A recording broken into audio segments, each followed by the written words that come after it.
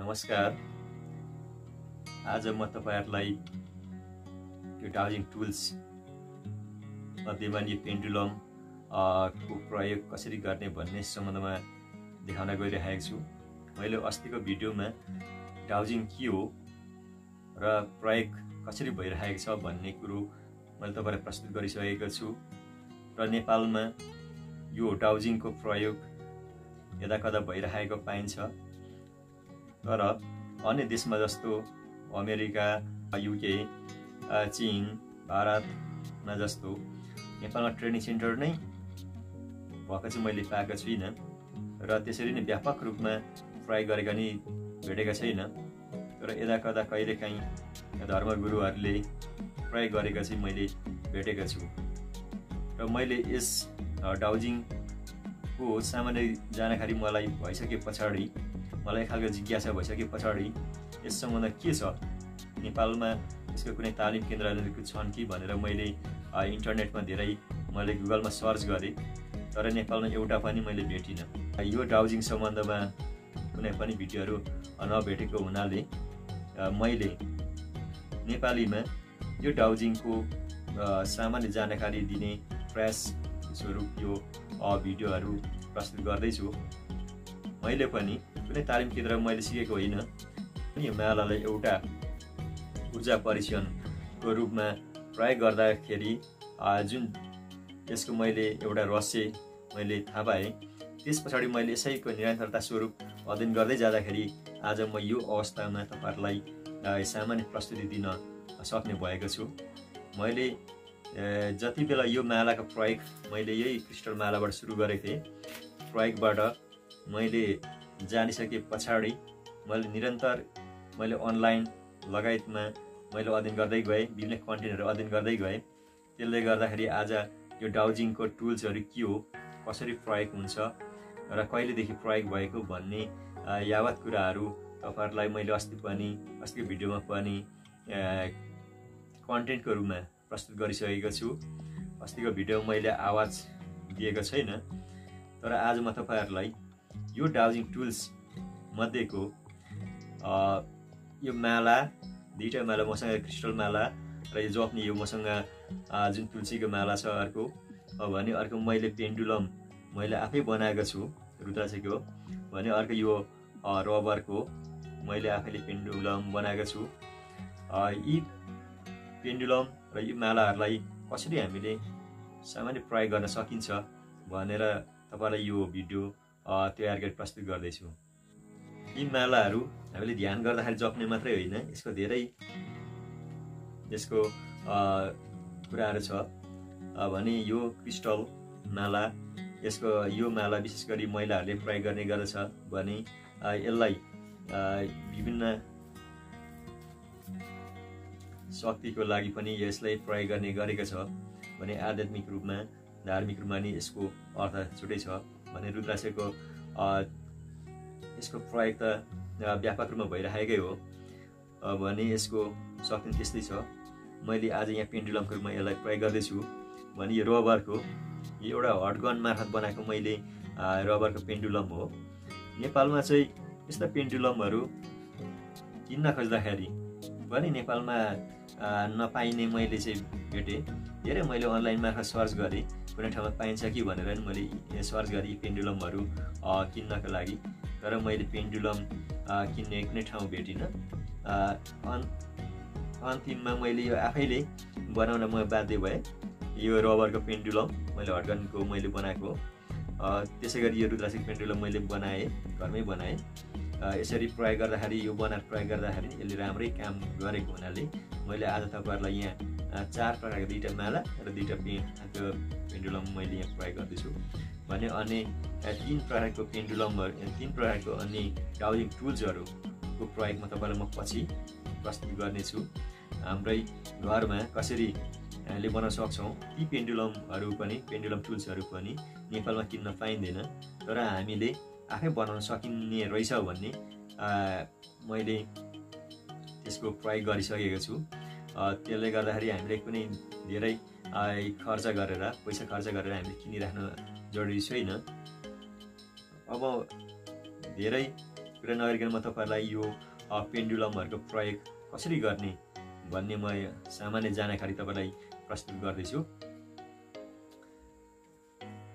Pendulum हामीले स्कुलमा पढ्दाखेरि सुनेकै छौं र विभिन्न रूपमा नि यो प्रयोग भइरहेको छ। यो प्रकारको पेन्डुलमहरु प्रयोग भइरहेको छ। इभन यो त घर बनाउनेले पनि घण्टी भन्दै प्रयोग कतिको सिधा भयो, जुन राखेको पिलरहरु कतिको सिधा भयो भनेर उनीहरुले यो पेन्डुलम मार्फत पनि उनीहरुले यो चेक गर्ने गरेको छ। भने अब हामीले यो पेन्डुलमलाई कसरी प्रयोग गर्ने त, आज के को लागि प्रयोग गर्ने भन्ने म तपाईहरुलाई सामान्य जानकारी दिदैछु। मैले तपाईलाई एकदम सजिलो तरिकाले सिकाउन खोजिरहेको छु। नेपाली भाषामा चाहिँ यो डाउजिङ टुल्सहरुको प्रयोग गर्ने कुनै पनि मैले कन्टेन्टहरु नभेटेको हुनाले यो कन्टेन्ट मैले तयार गरेको हो। मैले धेरै कुरा गरिन। मैले एउटा यहाँ एस लेखे, यो मेरो सेन्टर पोइन्ट भयो। यो पनि मैले यसै लेखे अनि यहाँ नलेखे, यो पनि नलेखे। अब मेरो सेन्टर पोइन्टमा मैले पेन्डुलम राखेर मैले सबकन्सियस माइन्ड मार्फत मैले एस डाइरेक्सन देखा भन्दाखेरि हाम्रो पेन्डुलमले त्यो देखाउनु पर्ने हुन्छ। भने न देखा भन्दाखेरि न देखाउनु पर्ने हुन्छ। भने स्टप भन्दाखेरि उसले एस पनि देखाउनु भएन, न पनि देखाउनु भएन। त्यसो देखायो भने मात्र हाम्रो पेन्डुलमले हाम्रो सबकन्सियस माइन्ड मार्फत हामीले दिएको जुन एउटा निर्देशन छ त्यसले काम गरेको छ भन्ने हामी प्रत्यक्ष देख्न सक्छौं। जस्तै मैले अहिले यो रबरको पेन्डुलम प्रयोग गरे। अब हेर्नुस्, हामीले हातले सकेसम्म हातलाई कन्स्ट्यान्ट नचल्ने गरी हामीले राख्नुपर्छ। भने यसलाई समाउने हामीले यो दुईटा औंलाले यो माथि यसको जुन डोरी अथवा यो धातु पनि हुन सक्छ, पेन्डुलमहरु जुन त्यसको माथि स्ट्रिङ छ यसलाई हामीले यसरी समाउने। त्यसपछि हातलाई एकदम स्थिर राख्ने। स्थिर राखेर यो जुन सेन्टर पोइन्टमा स्थिर राख्नुहोस्। अहिले कुनै नि यसले डाइरेक्सनहरु देखाइरहेको छैन। यसलाई म एस देखायो भने मैले यसलाई निर्देशन दिन्छु। अहिले म तपाईहरुलाई आवाजकै रूपमा मैले एस देखा भन्छु।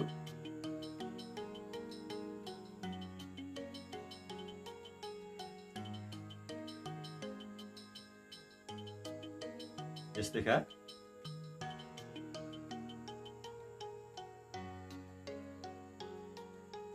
अब तपाईहरुले यहाँ हेर्न सक्नुहुन्छ, देख्न सक्नुहुन्छ। यसले यसतिर यो मुभ भइरहेको छ तलमाथि। तपाईहरुले भन्नु होला यसले हात मुभ गरेर यसो देखाएको भन्नु होला, त्यो होइन।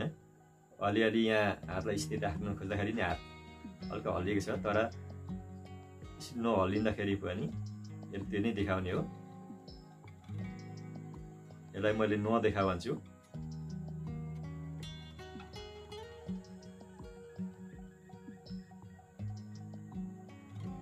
देख्न सक्नुहुन्छ यसले नतिरै यसले डाइरेक्सन देखाइरहेको छ। मैले बोलिरहेको हुनाले हात पनि घरिघरि हल्लिन खोजिरहेको छ। यसलाई म अब स्टप भन्छु। स्टप भनेपछि यो कुनै पनि डाइरेक्सन देखाउनु भएन यसले।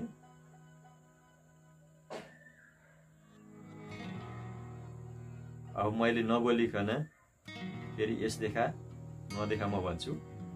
यो बोल्दाखेरि हल्का हात हल्लिरहेको छ। अब मैले नबोलिकन म भन्दैछु, तपाईहरुले हेर्नुहोस्।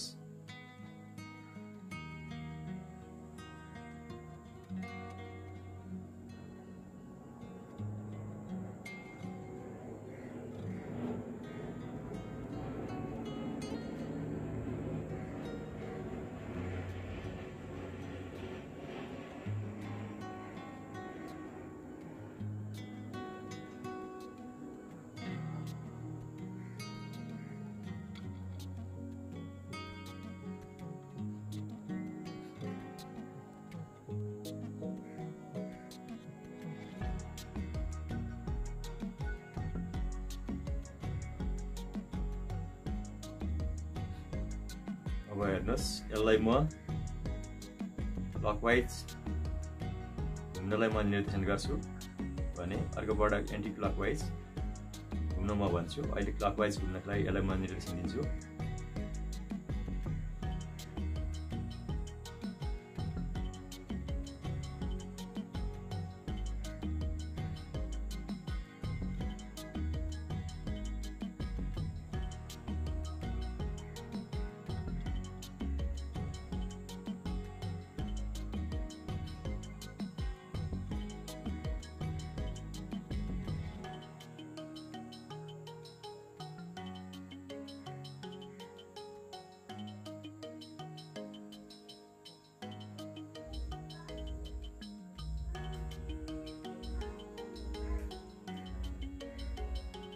यो रबरको पेन्डुलमले काम गर्छ तपाईले देखिसक्नु भयो। अब त्यसरी नै म यो जुन रुद्राक्षको पेन्डुलम छ यसले पनि त्यसरी नै काम गर्छ। तपाईले यहाँ देख्न सक्नुहुन्छ।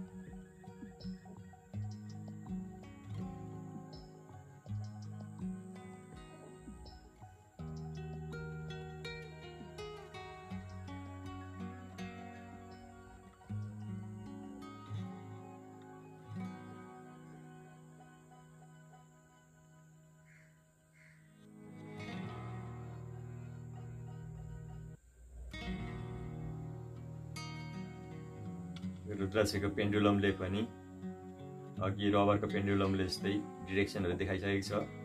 यसलाई पोजिटिभ भइसकेको छु भने नेगेटिभ पनि मैले घुमाएर तपाईलाई देखाइसकेको छु र अहिले स्टपको पोजिसनमा छ। अनि म अब तपाईलाई क्रिस्टल मालाले पनि त्यसरी नै काम गर्छ भने यसलाई पनि म तपाईलाई देखाउँछु। यहाँ हेर्नुहोस् मैले क्रिस्टलको मालाबाट सुरु गरेको हो। यही माला हो। अब यसले कसरी काम गर्छ अब यहाँ हेर्नुहोस्।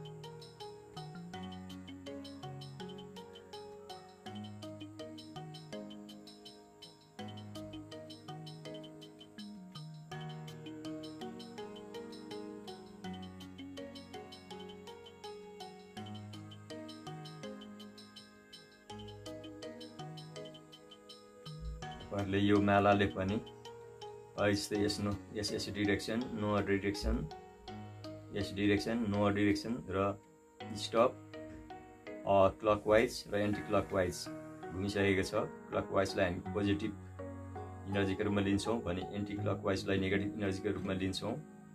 यसले मजाले काम गरिरहेको छ। मैले यो क्रिस्टल मालालाई सुरुदेखि नै प्रयोग गरिरहेको हो। क्रिस्टलको पेन्डुलमहरु पनि हामीले पाउन सक्छौं। अब म अर्को माला त्यसरी नै प्रयोग गरेर देखाउँछु तपाईहरुलाई। यो चाहिँ तुलसीको माला हो। यो मालाले पनि त्यसरी नै काम गर्छ।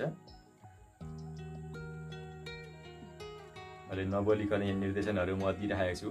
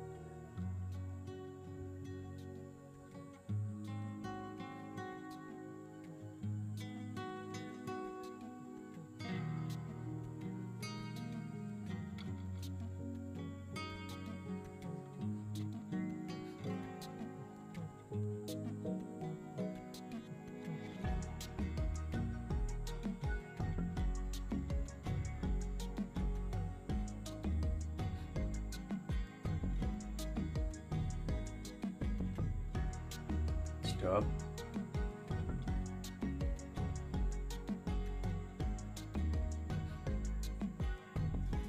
तपाईँले देखिसक्नु भएको छ।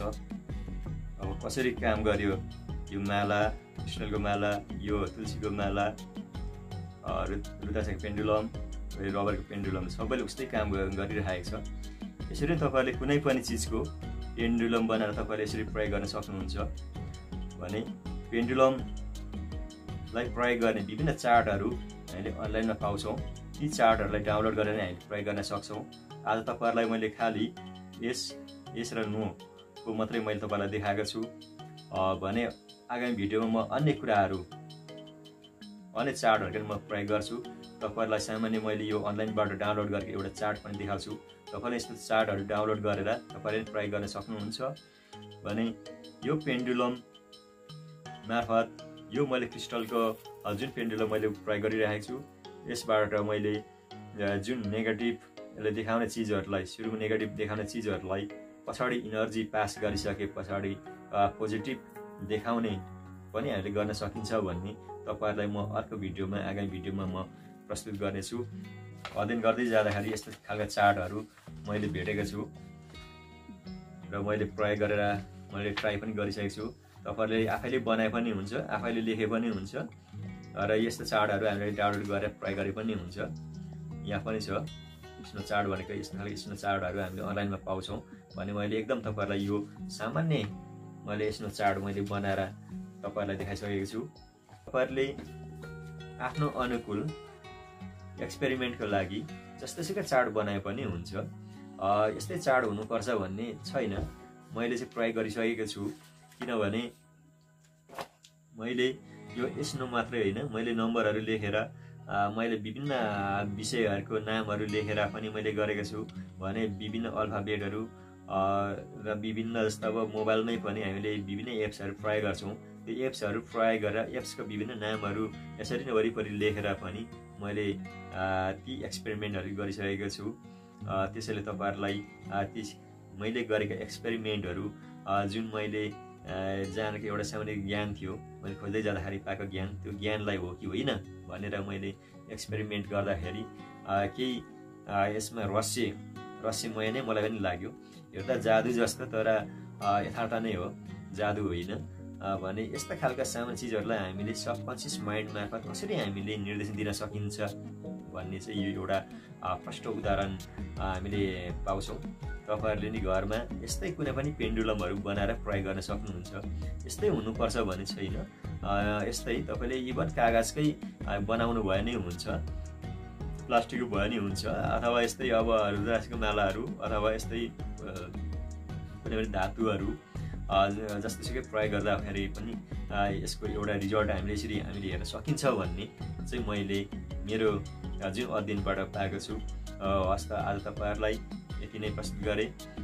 आगामी भिडियोमा म अन्य डाउजिङ टुल्सहरू कसरी प्रयोग गर्ने र के को बनाउने, घरमै कसरी बनाउन सकिन्छ भन्ने पनि तपाईँलाई म लिएर आउनेछु।